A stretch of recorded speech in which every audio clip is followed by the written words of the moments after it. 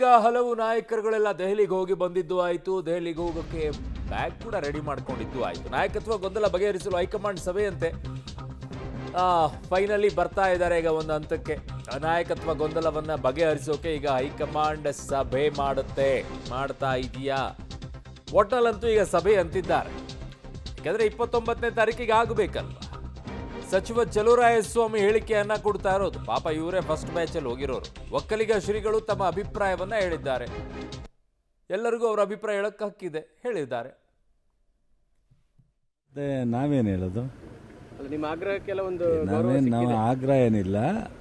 ನೀನು ಯಾಕೆ ಆಗ್ರಹ ಅಂತ ನೀವು ಹೇಳೋದಕ್ಕೆ ಇದು ಇಲ್ಲಿ ಗಂಟ ಮುಂದುವರಿಯುತ್ತೆ ಅಂತ ಹೈಕಮಾಂಡ್ ಸಮರ್ಥವಾಗಿದೆ, ತೀರ್ಮಾನ ಮಾಡ್ತಾರೆ ಅಂತ ಹೇಳಿದ್ದೆ.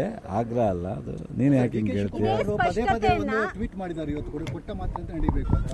ಸ್ಪೀಚಲ್ಲಿ ಕೂಡ ಅದೇ ವಿಚಾರ ಹೇಳಿದ್ದಾರೆ. ಏನಾದರೂ ಮಾತು ಕೊಡಲಾಗಿದೆಯಾ? ನನಗೆ ಗೊತ್ತಿಲ್ಲ.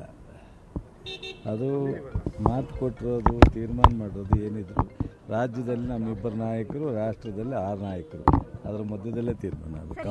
ಸ್ವಾಮೀಜಿಗಳು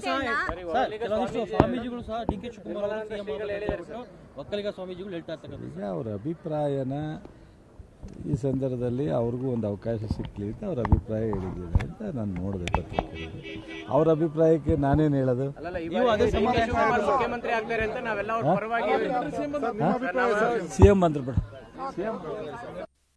ಮತ್ತೆ ನಾವೇನು ಹೇಳೋದು? ಸೊ ಎಲ್ಲರೂ ಕೂಡ ಅವ್ರವ್ರಿಗೆ ತಕ್ಕಂತೆ ಮೂಗಿನ ನೇರಕ್ಕೇನೆ ಮಾತನಾಡ್ತಾ ಇದ್ದಾರೆ. ಎಲ್ಲವೂ ಗೊತ್ತಿದೆ, ಏನು ಮಾತಾಡೋಕ್ಕಾಗ್ತಿಲ್ಲ. ಒಂಥರ ಇಕ್ಕಟ್ಟಲ್ಲಿ ಒದ್ದಾಡ್ತಾ ಇದ್ದಾರೆ. ಆ ಕಡೆಗೆ ಸಿದ್ದರಾಮಯ್ಯವ್ರ ಪರ ವಹಿಸ್ಕೋಬೇಕಾ, ಈ ಕಡೆಗೆ ಡಿ ಕೆ ಶಿವಕುಮಾರ್ ಪರ ವಹಿಸ್ಕೋಬೇಕಾ. ಸಿದ್ದರಾಮಯ್ಯನವರೇ ಮುಂದುವರೆದ್ರೆ ನಾನು ಮಾತಾಡ್ಬಿಟ್ರೆ ಕಷ್ಟ ಆಗುತ್ತೆ. ಡಿ ಕೆ ಶಿವಕುಮಾರ್ ಅವ್ರ ವಿರುದ್ಧವಾಗಿ ಮಾತನಾಡಿಬಿಟ್ಟು ಬದಲಾವಣೆ ಆಗಿಬಿಟ್ರೆ ಅವಾಗ ಕಷ್ಟ ಆಗುತ್ತೆ. ಹಾಗಾಗಿ ಎಲ್ಲರೂ ಕೂಡ ಮೈಗೆ ಎಣ್ಣೆ ಹಚ್ಕೊಂಡು ಜಾರ್ತಾ ಇದ್ದಾರೆ. ಕೆಲವರು ಮಾತ್ರ ಹಂಗಲ್ಲ, ಸ್ಟ್ರೇಟ್ ಹಿಟ್ 5 ವರ್ಷ ಸಿದ್ದರಾಮಯ್ಯನವರು ಎತ್ತಿದ್ದಾರೆ.